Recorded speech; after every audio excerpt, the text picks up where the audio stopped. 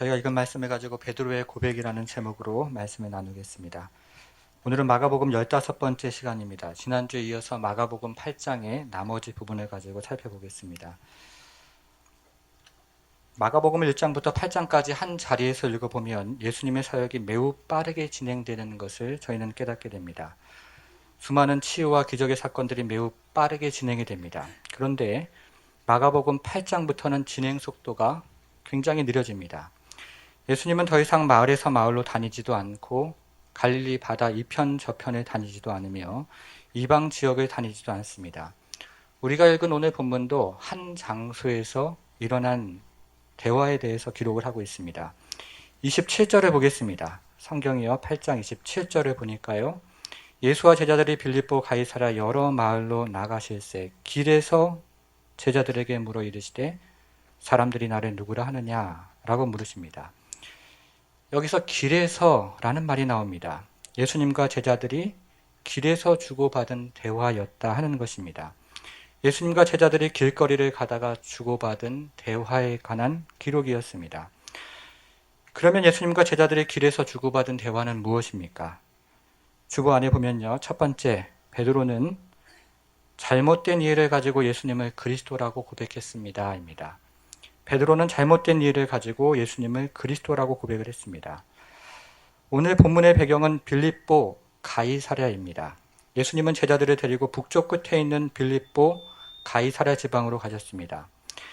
이곳은 요단강 발원지에서 가까운 헐몬산 기슭에 있는 그런 지역이었습니다. 그런데 이 빌립보 가이사랴는 우상 숭배와 매우 밀접한 관련을 가지고 있는 지역이었습니다. 먼저 헤롯 대왕은 로마 황제를 숭배하기 위해서 이곳에 거대한 신상을 건축을 했습니다.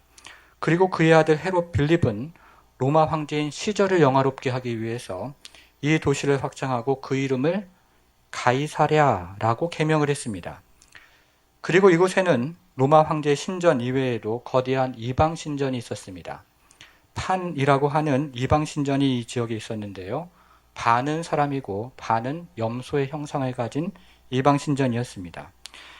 그러니까 빌립보 가이사랴는 거대한 로마 황제의 신전도 있었고 거대한 이방 신전도 있었던 곳입니다. 이와 같은 마을을 지나갈 때 예수님은 제자들에게 두 가지 질문을 하셨습니다. 예수님의 첫 번째 질문이 27절에 나와 있습니다. 27절 하반절을 한번 보겠습니다. 예수님은 제자들에게 사람들이 나를 누구라고 하느냐라고 물으셨습니다. 예수님은 먼저 주변에 있는 사람들에 대한 생각을 물으셨습니다. 예수님 주변에 있는 사람들은 예수님에 대하여 다양한 생각을 가지고 있었는데요. 예루살렘에서 파견된 서기관들은 예수님이 바알세불의 힘에 사로잡혀 있다라고 믿었고, 예수님의 가족들과 친지들은 예수님의 정신이 좀 이상하다라고 믿었습니다. 물론 모든 사람들이 부정적인 생각을 한 것은 아니었습니다. 헤롯은 예수님을 세례 요한이 부활한 것으로 믿었고, 어떤 사람들은 엘리야가 부활한 것으로 믿었으며 어떤 사람들은 선지자 중에 한 사람이라고 믿었습니다. 그래서 제자들은 이 중에서 몇 가지 좋은 답변으로 예수님께 대답을 내놓은 것이 28절 말씀입니다. 제자들이 여짜봐 이르되 세례 요한이라 하고 더러는 엘리야 더러는 선지자 중에 하나이다 라고 대답을 했습니다. 그러자 이번에는 예수님은 제자들의 생각을 물으셨습니다. 29절에 보니까요. 또 물으시되 너희는 나를 누구라 하느냐 라고 묻습니다. 이전에 제자들은 예수님을 선생님이라고 불렀습니다. 4장 38절을 한번 보겠습니다. 4장 38절을 한번 보겠습니다. 제가 한번 읽어보겠습니다. 예수께서는 고물에서 베개를 베고 주무시더니 제자들이 깨우며 이르되 선생님이여 우리가 죽게 된 것을 돌보지 아니하시나이까 하니, 이전에 제자들은 예수님을 선생님이라고 불렀습니다. 랍비라고 불렀던 것입니다. 그 이후로 몇 달이 지났습니다. 그러면 지금 예수님에 대한 제자들의 생각은 무엇입니까? 지금 예수님에 대한 베드로의 생각은 무엇이겠습니까? 29절에 보니까요. 베드로가 대답하여 이르되 주는 그리스도시니이다 하매, 지금 예수님에 대한 베드로의 생각은 그리스도였습니다. 정답이었습니다. 요즘 말로 하면 빙고입니다. 여러분 집에 돌아가셔서요. 마가복음의 처음부터 오늘 본문까지 한 자리에서 쭉 한번 읽어보십시오. 마가복음 1장 1절은 이렇게 시작을 합니다. 여러분 주보 안에 있는데요. 하나님의 아들 예수 그리스도의 복음의 시작이라. 예수님의 신분에 대하여 먼저 소개하는 것을 저희는 보게 됩니다. 이것이 다시 예수님의 세례를 받을 때 확인이 됩니다. 1장 11절 말씀입니다. 같이 한번 읽어보겠습니다. 하늘로부터 소리가 나기를 너는 내 사랑하는 아들이라 내가 너를 기뻐하노라 하시니라. 하늘에서 예수님의 신분을 다시 한번 확증을 하십니다. 그런데요, 놀랍게도 귀신들도 예수님의 신분을 알았습니다. 3장 11절을 보겠습니다. 더러운 귀신들도 어느 때든지 예수를 보면 그 앞에 엎드려 부르짖어 이르되 당신은 하나님의 아들이니이다 하니. 귀신들도 예수님의 신분을 알았습니다. 그러나 지금까지 예수님의 신분을 정확히 안 사람은 없었습니다. 영적인 존재들은 예수님의 신분을 알았지만 지금까지 예수님의 신분을 정확하게 알았던 사람은 없었습니다. 8장 29절에 나오는 베드로가 처음이었습니다. 베드로가 처음으로 예수님의 신분을 알아보고 고백한 것입니다. 얼마나 놀라운 고백입니까? 그런데 우리는 여기서 예수님의 예상치 못한 말씀을 듣게 됩니다. 먼저 30절 말씀입니다. 30절 말씀을 보니까요. 이에 자기의 일을 아무에게도 말하지 말라 경고하시고. 여기서 경고하시고 라는 말은 우리에게 낯설지가 않은데요. 이 말은 예수님이 귀신을 저지할 때 자주 사용하셨던 말씀입니다. 그러니까 베드로가 예수님의 신분을 말할 때 예수님은 베드로를 강하게 저지하셨던 것입니다. 베드로가 예수님의 신분을 말할 때 예수님은 귀신을 저지할 때처럼 베드로를 저지하고 계셨던 것입니다. 이렇게 예수님이 베드로를 저지하는 장면이 한 차례가 더 나옵니다. 33절을 같이 한번 읽어보겠습니다. 33절 말씀, 8장 33절 말씀 같이 한번 읽어보도록 하겠습니다. 읽겠습니다. 예수께서 돌이키사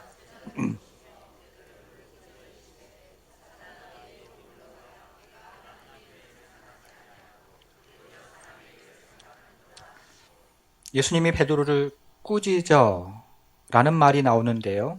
이 말은 30절에 나오는 경고하시며와 원문으로 똑같은 말입니다. 예수님이 다시 한번 베드로를 강하게 저지했습니다. 예수님이 베드로를 사탄이라고 말씀하시면서 다시 한번 더욱 강하게 저지했던 것입니다. 여러분, 우리는 여기서 굉장한 질문을 갖게 됩니다. 예수님이 베드로를 저지한 이유가 무엇인가 하는 것입니다. 그것도 한 번이 아니라 두 번이나 사탄이라는 말까지 사용하시면서 예수님이 베드로를 저지한 이유가 무엇입니까? 베드로의 고백에 문제가 있었던 것입니까? 아니면 베드로의 고백에 흠이 있었던 것입니까? 그렇지는 않습니다.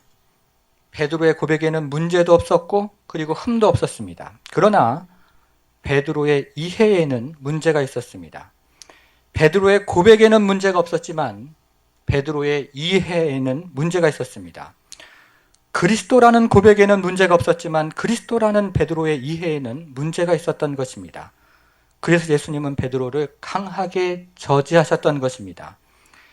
그러면 베드로가 이해한 그리스도가 무엇입니까? 원래 그리스도는 히브리 말로 메시아라는 뜻이고 이것을 문자적으로 풀었으면 기름 부음을 받은 자라는 의미입니다. 유대 역사에서 기름 부어 세운 사람은 선지자와 제사장과 그리고 왕이었는데요. 지금 베드로는 예수님을 특별히 기름 부음을 받은 왕이라고 고백을 하는 것입니다. 실제로 베드로는 왕과 같은 예수님의 능력을 여러 차례 경험을 했습니다. 병자를 고치고 기적을 일으키며 귀신을 쫓아내는 왕과 같은 예수님의 능력을 한두 번이 경험한 것이 한두 번이 아니었습니다. 병과 자연과 심지어는 귀신을 통치하고 다스리는 왕과 같은 예수님의 능력을 수차례 경험했던 것입니다. 이것이 당시의 상황과 맞물렸습니다. 이스라엘은 중간에 마카비 왕조의 통치 기간을 제외하면 아수르와 바벨론과 바사와 헬라와 로마 제국들에게 700년이 넘는 압제를 당하고 있었습니다. 이 같은 상황에서 1세기 초반에 일어난 이스라엘의 지도자들은 아주 무모하게 이스라엘 백성들에게 약속을 했습니다. 그들은 여호와께서 메시아를 통해 역사에 곧 개입하실 것이라고 자주 말하곤 했습니다.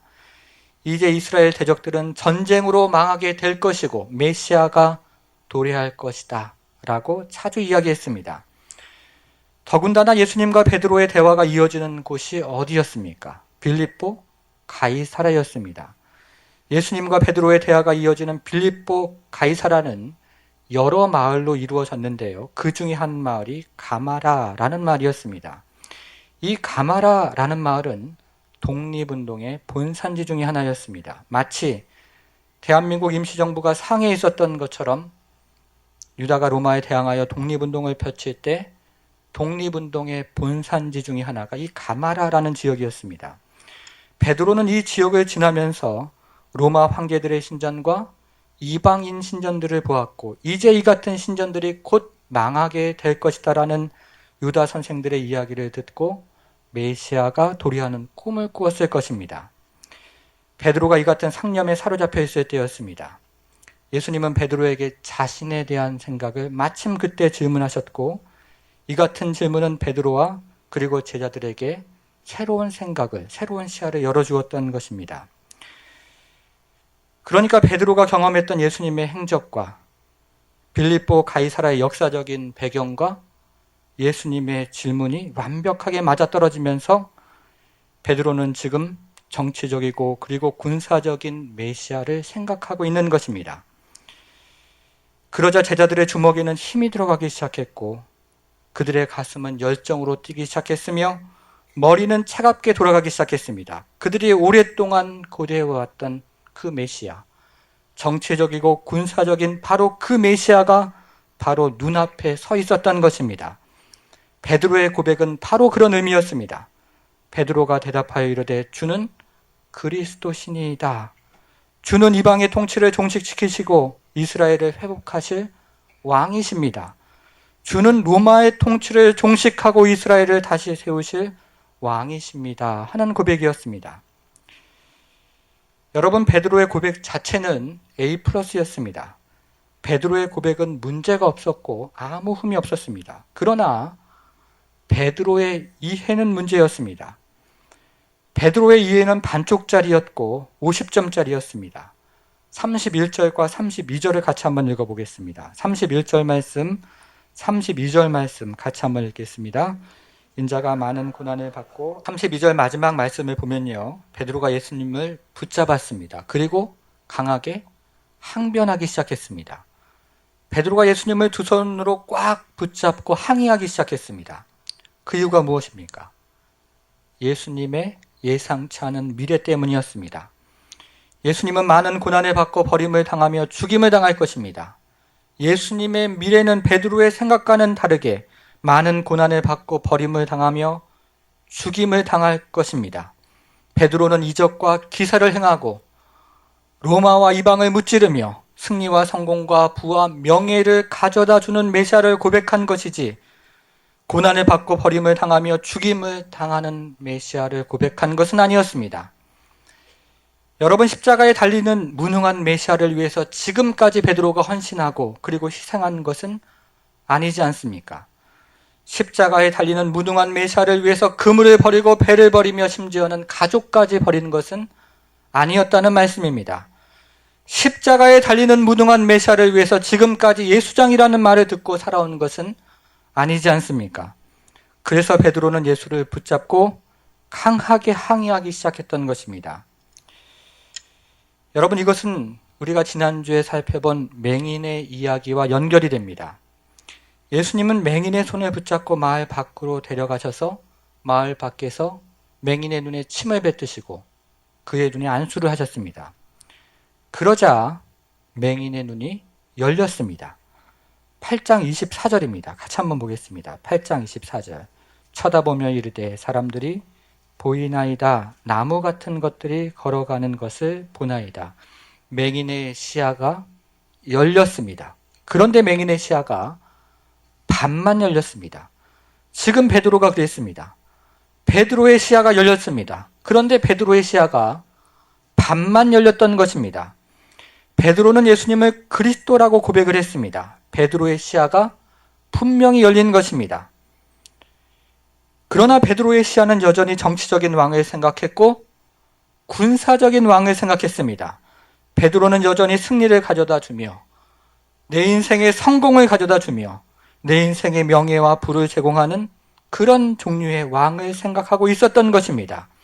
베드로의 시야에는 고난당하는 왕이 없었고 십자가를 짊어지는 왕이 없었습니다. 베드로의 시야가 맹인과 같이 반만 열렸던 것입니다. 베드로는 이와 같은 잘못된 이해를 가지고 예수님을 그리스도라고 고백했습니다. 두 번째는 예수님은 자기를 부인하고 십자가를 지고 따르라고 가르치셨습니다. 입니다. 예수님은 자기를 부인하고 십자가를 지고 따르라고 말씀하셨습니다. 우리는 지금까지 8장 27절부터 33절 말씀을 살펴보았는데요. 예수님은 계속해서 자신의 십자가에 대해서 말씀하셨습니다.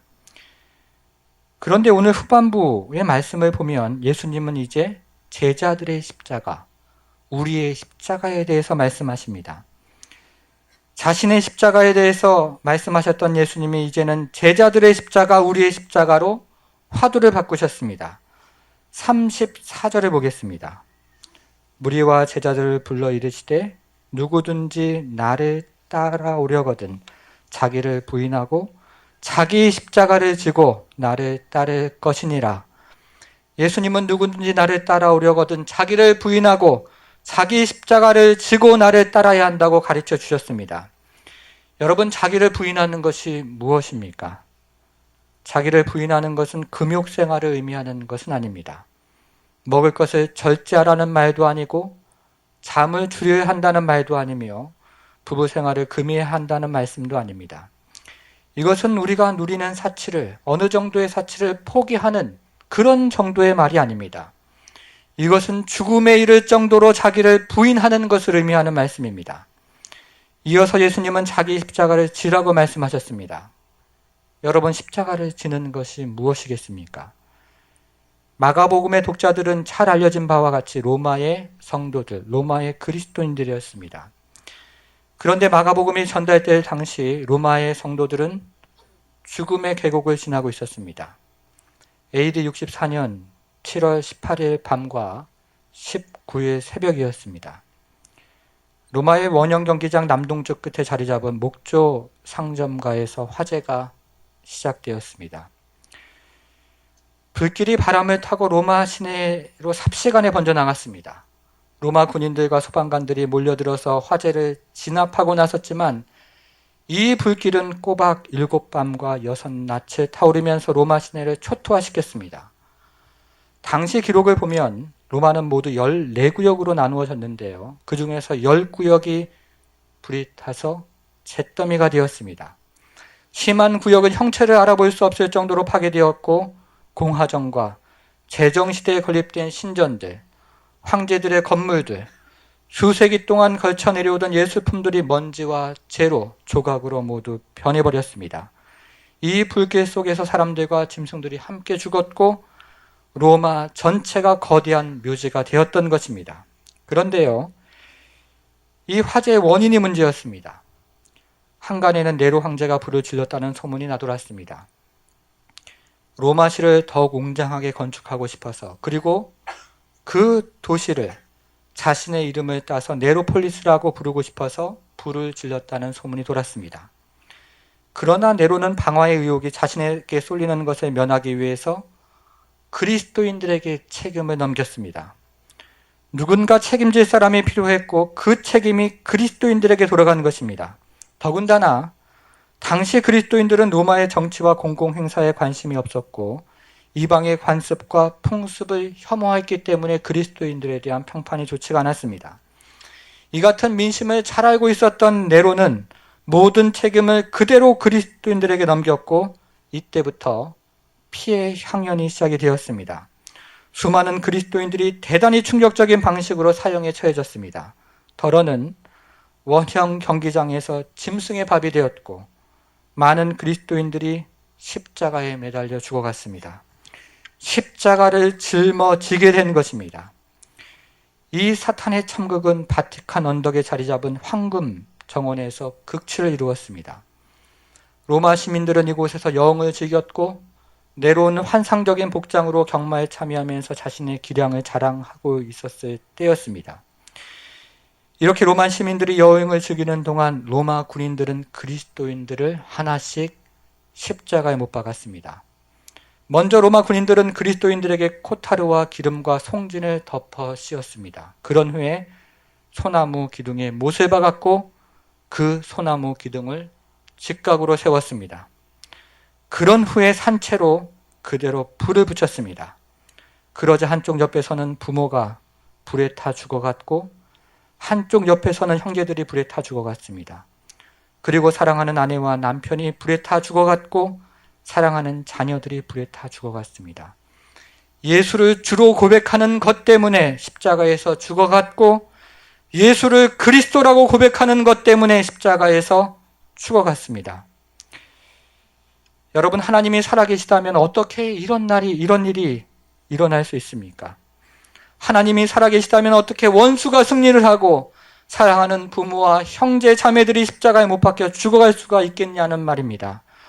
하나님이 살아계시다면 어떻게 네로가 승리를 하고 사랑하는 아내와 남편과 자녀들이 이렇게 처참하게 죽어갈 수가 있겠습니까? 고통당하기 전에 하나님께서 나타나셔서 나의 모든 문제를 해결해 주셔야 하는 것 아닙니까? 고난당하기 전에 하나님께서 개입하셔서 나의 모든 인생의 질고를 해결해 주셔야 하는 것, 그런 것 아니냐는 말씀입니다. 그런데 말입니다. 당시의 그리스도인들은 자신들의 고난을 하나님의 유기의 증거가 아니라 그리스도를 향한 충성의 증거라고 믿었습니다. 자신들의 죽음을 하나님의 포기의 증거가 아니라 그리스도를 향한 신실함의 증거라고 믿었던 것입니다. 자신들의 십자가 죽음을 하나님의 버림의 증거가 아니라 그리스도와의 신실한 연합의 증거라고 믿었습니다. 그들은 마가복음 8장 34절 말씀의 마지막 순간까지 믿었던 것입니다. 누구든지 나를 따라오려거든 자기를 부인하고 십자가를 지고 나를 따를 것이니라. 누구든지 나를 따라오려거든 자기를 부인하고 십자가를 지고 나를 따를 것이니라. 이 말씀은 끝까지 붙잡았던 것입니다. 이제 예수님은 이렇게 자신을 부인하고 십자가를 져야 하는 몇 가지 이유를 말씀해 주셨습니다. 첫 번째 이유가 35절에 나옵니다. 다 같이 한번 보겠습니다. 35절 말씀 같이 한번 읽겠습니다. 누구든지 자기 목숨을, 여기서 목숨이라는 말은 헬라어로 푸시케라는 말인데요, 영혼이라는 의미입니다. 그래서 이 문장을 직역하면 이렇게 번역이 됩니다. 누구든지 자기 목숨을 구원하고자 하면 영혼을 잃을 것이요, 누구든지 나와 복음을 위하여 자기 목숨을 잃으면 영혼이 구원을 받을 것입니다. 이 땅만 바라보고 성공과 승리와 명예와 부귀를 쫓아가면 영원한 나라에서 생명을 잃어버릴 것입니다. 그러나 예수님과 복음을 위하여 불편을 감수하고 손해를 보며 불이익을 감수하며 심지어 목숨까지도 소중히 여기지 아니하면 영원한 나라에서 생명을 얻을 것입니다. 그러니 로마의 그리스도인들이여, 십자가를 지고 예수를 쫓아가십시오. 십자가를 지고 예수를 쫓아가십시오. 이것이 자기를 부인하고 십자가를 져야 하는 첫 번째 이유였습니다. 예수님은 두 번째 이유에 대해서도 설명해 주셨습니다. 36절, 37절 말씀입니다. 같이 한번 읽어보겠습니다. 36절, 37절 읽겠습니다. 사람이 만일 온 천하를 얻고도 자기 목숨을 잃으면 무엇이 유익하리요? 사람이 무엇을 주고 자기 목숨을 바꾸겠느냐? 여기서 예수님은 이익과 손해와 교환이라는 상업 용어를 사용하셨습니다. 이 땅에서 원하는 것을 얻기 위해서 자기 영혼을 팔아버린다면 이것보다 더 어리석은 거래가 없다는 것입니다. 이 땅에서의 성공과 승리와 명예와 부귀를 얻기 위해서 자기 영혼을 팔아버린다면 이것보다 더 어리석은 거래가 없다는 것입니다. 이것은 영혼의 가치를 모르는 것이며, 이것은 영생의 가치를 모르는 것이며, 이것은 하나님의 형상을 닮은 자신의 가치에 대해서 전혀 모르는 처사라고 말씀하고 계시는 것입니다. 이것은 어리석은 바겐세일이라 라고 말씀하십니다. 그러니 그리스도인들이여 십자가를 지고 예수를 쫓아가십시오. 십자가를 지고 예수를 쫓아가십시오. 이것이 자기를 부인하고 십자가를 져야 하는 두 번째 이유였습니다. 얼마 전에 중동 지역에서 사역하신 한 선교사님으로부터 기도 부탁의 메일을 받았습니다. 중동의 이국에서 제자훈련 사역을 하고 계시는 분이었는데요. 얼마 전에 이분이 사역하시는 인근의 한 도시의 기차역에서 폭발물이 터졌습니다. IS의 테러였고 많은 사람이 죽었습니다. 제가 그 기도 편지 일부를 한번 읽어보도록 하겠습니다. 저도 테러가 났던 바로 그날, 그 시간에 바로 그 기차역에 도착할 예정이었습니다. 그런데 아침 강의를 맡은 비선교사가 1시간만 강의를 하기로 했는데 강의가 2시간 30분으로 길어지면서 기차역에 늦게 도착하면서 테러를 피할 수 있게 되었습니다. 그렇게 죽음을 면하게 되었습니다. 그리고 마지막에 이렇게 편지를 마쳤습니다. 계속 기도해 주십시오. 사단이 마지막 때인 것을 압니다. 현지 목사인 제자 몇 명이 IS 요원으로부터 참수하겠다는 협박 메일을 받았습니다.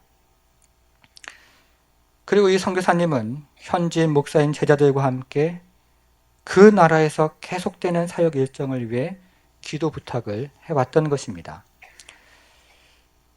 사랑하는 성도 여러분, 예수 믿는 것이 무엇입니까? 예수를 따르는 것이 무엇입니까? 성공하는 것입니까? 복받는 것입니까? 물론 그런 면이 있습니다. 저에게도 그런 경험이 있고 주변에도 그런 경험이 있습니다. 그러나 복음은 단지 그 정도의 이야기가 아닙니다. 복음은 단지 잘 먹고 잘 사는 정도의 이야기가 아닌 것입니다. 복음은 단지 우리를 둘러싸고 있는 환경을 좋게 만드는 정도의 이야기도 아니고, 복음은 우리를 단지 행복하게 만드는 그런 정도의 이야기를 하고 있는 것이 아닙니다. 그것은 복음의 핵심이 아닙니다. 그러면 예수 믿는 것은 무엇입니까? 예수를 따르는 것은 무엇입니까? 예수 믿는 것은 자기를 부인하는 것에서 시작을 합니다. 로마의 성도들과 같이 죽기까지 자기를 부인하는 것에서 시작을 합니다. 그리고 예수 믿는 것은 십자가를 지는 것에서 시작을 합니다. 로마의 성도들처럼 죽기까지 자기를 부인하며 십자가를 지는 것에서 시작을 하는 것입니다. 예수 믿는 것은 죽기까지 자기를 부인하는 것에서 시작하고 죽기까지 자기를 부인하며 십자가를 지는 것에서 시작을 하는 것입니다. 이렇게 죽기까지 자기를 부인할 때 복음이 피어납니다. 이렇게 죽기까지 십자가를 질 때 복음이 피어나는 것입니다. 이렇게 죽기까지 자기를 부인하고 죽기까지 십자가를 질 때 복음의 꽃이 피고 복음의 열매를 맺으며 복음의 향기가 드러나는 것입니다. 사랑하는 성도 여러분, 십자가를 지고 예수를 따라가십시오. 십자가를 지고 예수를 쫓아가십시오. 자기를 부인하고 십자가를 지며 예수를 쫓아가시기 바랍니다. 그 길에 하나님께서 은혜를 주셔서 복음의 꽃이 피고 복음의 열매를 맺으며 복음의 향기가 드러날 것입니다.